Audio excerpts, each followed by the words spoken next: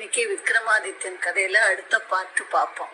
விக்ரமாதித்தனும் பட்டியும் காடாறு மாசம் நாடாறு மாசம்னு ஆட்சி புரிஞ்சுட்டு சந்தோஷமா இருக்கா. இது வரைக்கும் முதல் பதுமை கதை சொல்லிட்டு அதுக்குள்ள ராத்திரி ஆயிடுறது. அதனால போஜராஜன் அவள்லாம் தூங்க போயிடுறா. அடுத்த நாள் இந்த ராஜா போஜராஜன் வரத்த ரெண்டாவது பதுமை திருப்பி அவன் ஃபர்ஸ்ட் படி தாண்டி ரெண்டாவதுல கால் வைக்கிறத ரெண்டாவது பதுமை அந்த சிரிச்சுட்டு விக்ரமாதித்தனை பத்தி தெரிஞ்சுட்டு நீ ஏறுங்கிற. சரி, உனக்கு என்ன தெரியுமா விக்ரமாதித்தனுடைய பராக்கிரமத்தை சொல்லுங்கிறான் போஜராஜன். அந்த பதுமை சில கதைகள் சொல்றது விக்ரமாதித்தனை பத்தி. அது என்னன்னா, இவன் நல்லா இந்த மாதிரி ஆட்சி புரிஞ்சுருக்கா.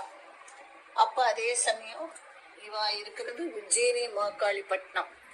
அங்கேருந்து கொஞ்சம் தூரத்துல ஒரு இடத்துல ஒரு துர்கையம்மன் கோவில் இருக்கு. அந்த கோவில் இருந்தாப்புல பெரிய ஹோமம் வச்சு தர்மசீலன்னு ஒத்தான். அவன் என்ன பண்றான், ஹோமம்லாம் பண்ணிட்டு இருக்கான். துர்கையம்மன் பேர் சொல்லி வழிபட்டுக்கான். அங்கேருந்து கொஞ்சம் தூரம் மயானம் இருக்கு. மயானம்னா சுடுகாடு. அங்க ஒரு முருங்கை மரத்துல ஒரு பிணம் வேதாளம் அப்படியே தலகீழா தொங்கின்னு இருக்கு. இந்த தர்மசீலனுடைய ஆசை என்னன்னா, அந்த வேதாளம் யார் அதை வசப்படுத்துறாளோ அவளுக்கு எல்லாமே சித்தியாகும். அந்த வேதாளம் எப்படி அலாவுதீன் அற்புத விளக்குல அந்த பூதம் சொன்னதெல்லாம் கேட்டதோ அந்த மாதிரி இந்த வேதாளம் அவ சொல்ற காரியம் எல்லாம் செஞ்சுட்டு அவளுக்கு சகல சௌக்கியங்கள் சித்திகளையும் கொடுக்கும்.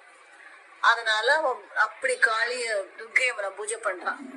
இப்ப துர்கையம்மன் பிரத்யட்சமாற உனக்கு என்ன வேணும்னு கேக்குறான் தர்மசீல.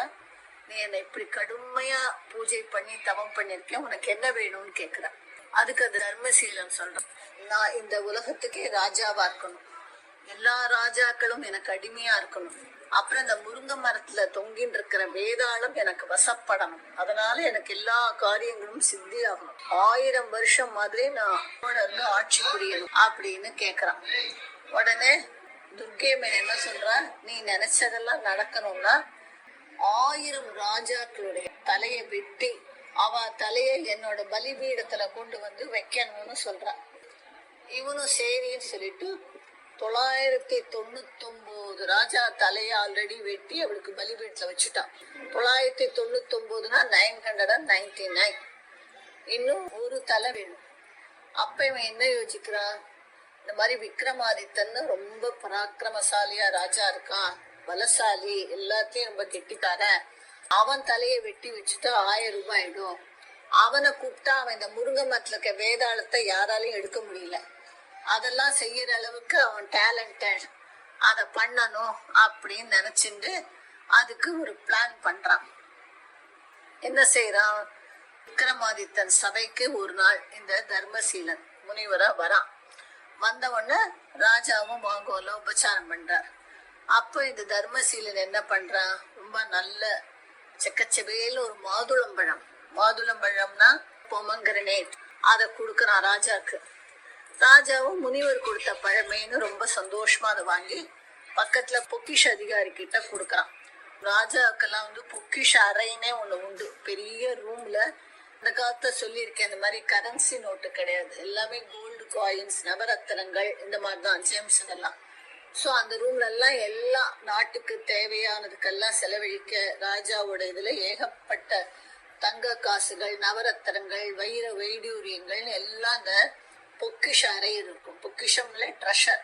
அதுக்குன்னு ஒரு இன்சார்ஜ் ஆபீசர் தான் பொக்கிஷ அதிகாரி. அவர் போய் அந்த மாதுளம்பழத்தை அங்க வச்சுட்டு வந்துடுறார். அப்புறம் என்ன ஆகுது, திருப்பி இந்த முனிவர் தர்மசீலன் டெய்லி ஒரு வாரம் மாதிரி மாதுளம்பழம் கொடுத்துட்டே இருக்கார். ராஜாவும் அந்த பொக்கிஷ அதிகாரத்தை கொடுத்தா உள்ள வச்சிருப்பார்.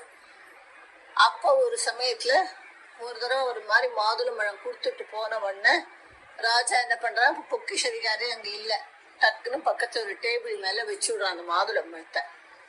அந்த சபை இதெல்லாம் நிறைய ஓப்பன் ஜன்னல் எல்லாம் இருக்கும் இல்லையா, அந்த பக்கத்துல கார்டன் இருக்கு. தோட்டத்துல ரொம்ப வருஷமா அங்க ஒரு குரங்கு இருக்கு.